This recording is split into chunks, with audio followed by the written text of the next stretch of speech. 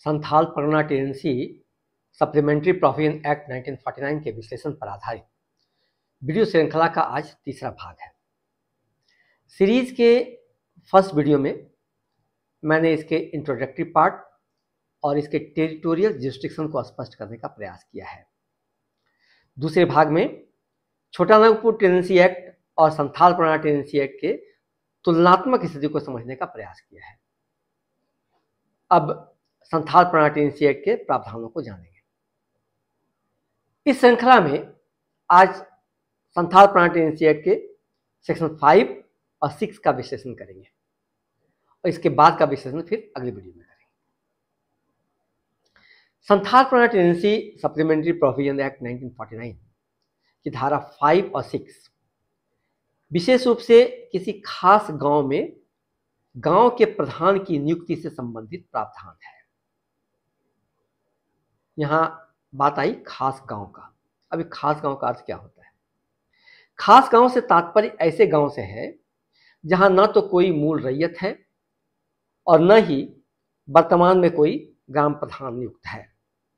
हो सकता है कि पूर्व में कभी रहा हो या नहीं रहा हो। मूलतः ऐसा गांव होता है जहां परंपरागत रूप से मान्यता प्राप्त कोई प्रधान मौजूद नहीं है। फिर एक शब्द आया मूल रैयत। यहां मूल रैयत किसको कहते हैं? संथाल परगना में मूल रैयत उपयोगकर्ता की विशेष श्रेणी है। भूमि के उपयोगकर्ता की एक विशेष श्रेणी है। एक विशेष प्रकार का अस्थायी कृषक होता है जो खेती करने वाले ऐसे विशेष लोग होते हैं जिसे संथाल परगना टेनेंसी एक्ट 1949 एवं उसके संबद्ध नियमों के कानून में मान्यता प्राप्त होता है। यह व्यक्ति आमतौर पर गांव का पुराना निवासी होता है और पीढ़ियों से वहां की कृषि भूमि का उपयोग करता आ रहा होता है। मूल रैयत को भूमि पर ट्रांसफरेबल और इनहेरिटेबल राइट्स प्राप्त होते हैं, यानी मूल रैयत की मृत्यु के बाद उनके आने वाले वंशज पुत्र पुत्री का अधिकार उस पर होता है। हालांकि वह भूमि का स्वामी नहीं होता है, फिर भी निर्धारित लगान अदा करता है और उसे बिना वैध कारण के बेदखल नहीं किया सकता है। यहां तक कि किसी भी कार्रवाई के लिए भी राजस्व अधिकारी की अनुमति की आवश्यकता होती है। तो जिस गांव में वर्तमान में न कोई मूल रैयत है और न ही वर्तमान में कोई प्रधान नियुक्त है, तो उस गांव को खास गांव कहते हैं।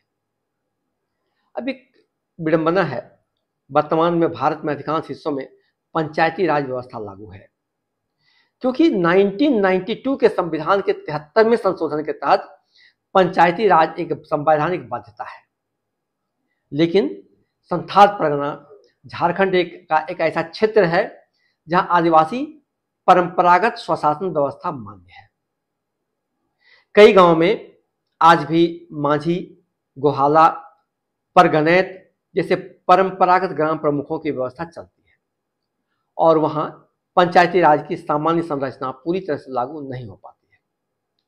इसके अतिरिक्त छत्तीसगढ़, उड़ीसा, मध्य प्रदेश, महाराष्ट्र के कुछ आदिवासी इलाके ऐसे हैं, नागालैंड, मिजोरम, मेघालय से पूर्वोत्तर राज्य, इन जगहों पर अभी भी परंपरागत ग्राम प्रमुखों की व्यवस्था चलती चली आ रही है। इसे राजनीतिक कमजोरी कहें, कमजोर सोच कह सकते हैं कि विकास के इस युग में जहां तक एक और प्रतिदिन नए आयाम स्थापित किए जा रहे हैं, नए विकास की नई नई ऊंचाइयां छुई जा रही हैं, वहीं इन क्षेत्र में के वासी को आज भी वन जीवन जीने के लिए विवश किया जा रहा है और इन्हें आज भी वनवासी कहा जाता है। पंचायती राज व्यवस्था से दूर रखना एक समुदाय को विकास से दूर रखने की व्यवस्था है। अब आते हैं सेक्शन 5 की ओर। इस प्रक्रिया को स्पष्ट करता है सेक्शन 5 कि जब किसी खास गांव में किसी रैयत अथवा जमींदार द्वारा अनुरोध किया जाए तो प्रधान की नियुक्ति किस प्रकार की जाएगी, किस प्रक्रिया से की जाएगी, ये सेक्शन 5 में डिफाइंड है। इसके लिए गांव के कम से कम 2/3 2/3 जमाबंदी रैयतों की सहमति होना आवश्यक होता है। कोई भी रैयत अथवा जमींदार किसी खास गांव में प्रधान की नियुक्ति के लिए उपायुक्त यानी डिप्टी कमिश्नर के समक्ष आवेदन कर सकता है और ऐसा आवेदन प्राप्त होते ही अनिवार्य है कि उपायुक्त नियमानुसार सभी जमाबंदी रैयत तथा जमींदार को नोटिस जारी करें। प्रधान की नियुक्ति तभी संभव होगी जब गांव के कम से कम 2/3 जमाबंदी रैयत इस नियुक्ति के लिए सहमति दें। सहमति लेना और नियुक्ति की समस्त प्रक्रिया उपायुक्त द्वारा नियत विधि के अनुसार, निर्धारित विधि के अनुसार ही पूरी की जाएगी। यदि नियत तिथि पर आवश्यक 2/3 बहुमत की सहमति नहीं मिल पाती है तो संथाल प्रणाली टेनेंसी रूल्स 3(1) के तहत कार्रवाई को आगे बढ़ाने के लिए समय सीमा नहीं दिया जा सकता, टाइम एक्सटेंड नहीं किया सकता है, और ऐसी स्थिति में आवेदन को खारिज कर दिया जाएगा। इस संदर्भ में महत्वपूर्ण केस को संदर्भ उद्धृत करना चाहेंगे, जो केस है बांके बिहारी लाल बनाम कमिश्नर। ये 1969 का केस है और जर्नल में वो प्रकाशित भी हुआ है, PLJR में। Rule 3 rules of appointment of headman को बताता है। Rule 3 of Santhal Pargana tenancy rules 1950, Santhal Pargana tenancy supplementary rules 1950, इस नियम का संबंध मुख्यतः ग्राम प्रधान, जिसको विलेज हेडमैन भी कहते हैं, उसकी नियुक्ति प्रक्रिया से संबंधित है। ग्राम प्रधान की नियुक्ति में उत्तराधिकारी को प्राथमिकता दी जाती है, यानी कोई ग्राम प्रधान है, अगर उसकी मृत्यु हो जाती है तो उसके पुत्र को अगला ग्राम प्रधान बनने के लिए प्राथमिकता दी जाएगी। रूल 3(5) में कहा गया है कि जब प्रधान की मृत्यु हो जाए तो उत्तराधिकारी की पहचान और नियुक्ति की प्रक्रिया होती है, लेकिन इस चुनाव के लिए उस उत्तराधिकारी की पात्रता और राय और कंसेंट लेने की प्रक्रिया रूल 3 के प्रावधानों के तहत होनी चाहिए। यानी यदि कोई ग्राम प्रधान की मृत्यु हो जाती है तो इसकी एक्चुअली क्या होता है, इसकी सूचना 3 महीने के अंदर, उसकी मृत्यु को 3 महीने के अंदर डिप्टी कमिश्नर को देनी पड़ती है, और इसके बाद नए ग्राम प्रधान की नियुक्ति की प्रक्रिया होती है, और नए ग्राम प्रधान की नियुक्ति के लिए फिर वही रूल 3 की प्रक्रिया लागू होती है, 2/3 सहमति की जरूरत होती है। कहने का क्या मतलब हुआ है, ग्राम प्रधान यानी विलेज हेडमैन की नियुक्ति कैसे होगी, यह रूल 3 में निर्धारित किया गया है।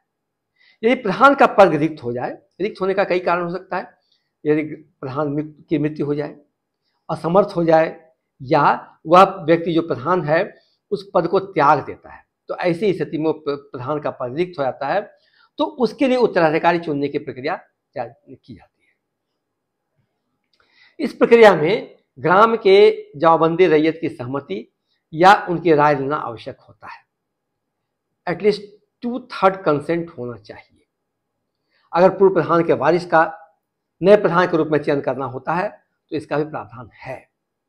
यदि ग्राम प्रधान की मृत्यु हो और इसके वारिस उपलब्ध हों तो उस व्यक्ति को प्रधान बनाए जाने का दावा हो सकता है, लेकिन उसकी पात्रता, फिटनेस, योग्यता की जांच करनी पड़ती है।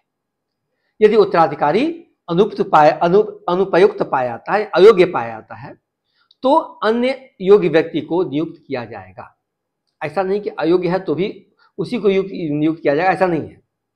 जो योग्य व्यक्ति होंगे उस गांव के, उसी को उसको नियुक्त किया जाएगा। नियुक्ति के पहले सभी जमाबंदी रैयत को सूचना देना होता है और उनकी राय लेने की प्रक्रिया है। यदि किसी ने आपत्ति की तो उसकी आपत्ति पर भी विचार किया जाता है। तो ये होता है ग्राम प्रधान की नियुक्ति। कुछ परिस्थितियों में तो ग्राम प्रधान को डिसमिस किए जाने का भी प्रावधान है।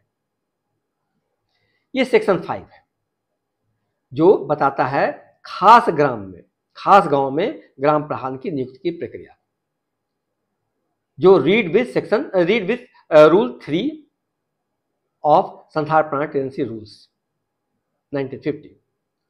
अब आते हैं सेक्शन 6 पे। अगर बात गैर खास गांव में प्रधान की नियुक्ति की हो, गैर खास गांव मीन्स जो गांव खास गांव में निर्धारित ना हो, परिभाषित ना हो, ऐसा गांव गैर खास गांव हुआ। तो गैर खास गांव में प्रधान की नियुक्ति हो तो इस मामले में भी धारा 6 के प्रावधान लागू होंगे और प्रधान का नियुक्ति पद वंशानुगत स्वरूप का माना गया है। यदि कोई उत्तराधिकारी उपयुक्त पाया जाए तो उसे प्रधान बनने का अधिकार होता है। सब डिविजनल अफसर को यह अधिकार है कि वह उत्तराधिकारी की योग्यता के संबंध में जमाबंदी रैयतों की राय ले। प्रधान की नियुक्ति के लिए वंशानुगत अधिकार मतलब पिता के मृत्यु के बाद पुत्र का अधिकार, इसका दावा तभी वैध होगा जब वह व्यक्ति गांव में नियमित रूप से निवास करता हो। प्रधान को गांव के भीतर अस्थायी और नियमित रूप से रहना अनिवार्य है, क्योंकि प्रधान की जिम्मेदारियां ऐसी होती हैं जिन्हें गांव के बाहर रहकर निभाना संभव नहीं है। कोई व्यक्ति केवल कभी कभार गांव आकर प्रधान की जिम्मेदारियां नहीं निभा सकता है। अदालत ने यहां तक कहा है कि प्रधान का पद केवल सामाजिक प्रतिष्ठा और लाभ प्राप्त करने का माध्यम नहीं हो सकता है, बल्कि उसकी जिम्मेदारियां भी निभाना अनिवार्य है। इसलिए कोई भी व्यक्ति केवल वंशानुगत अधिकार के आधार पर प्रधान बनने का दावा नहीं कर सकता है। यदि वह गांव में अस्थायी रूप से न रहता हो तो वह प्रधान नहीं बन सकता है। धारा 6 सेक्शन 6 का यह प्रावधान करता है, यदि गांव के प्रधान की मृत्यु हो जाती है तो जमींदार पर यह विधिक दायित्व है, लीगल रिस्पॉन्सिबिलिटी है कि वह प्रधान की मृत्यु की सूचना उपायुक्त को 3 माह के भीतर दे। यह सूचना अनिवार्य है ताकि नए प्रधान की नियुक्ति नियमानुसार की जा सके। एक बात और है, यदि 2/3 जमाबंदी रैयत नए प्रधान की नियुक्ति के लिए सहमत नहीं होते हैं तो गांव को खास गांव में परिवर्तित किया जा सकता है। ये है ग्राम प्रधान की नियुक्ति की प्रक्रिया, जो Santhal Pargana tenancy supplementary provision act 1949 के सेक्शन 5 और 6 में बताया गया है। सेक्शन 7 और 11 तक, सेक्शन से 11 तक विलेज हेडमैन यानी ग्राम प्रधान के अधिकार और दायित्व को स्पष्ट किया गया है, जिसको फिर अगले वीडियो में जानेंगे। चैनल पर बने रहने के लिए सब्सक्राइब करें, वीडियो को शेयर करते रहें ताकि ज़्यादा से ज़्यादा लोग इस विचार विमर्श में शामिल हो सकें। विषय को आगे बढ़ाते हुए फिर मिलते हैं अगले वीडियो में। धन्यवाद।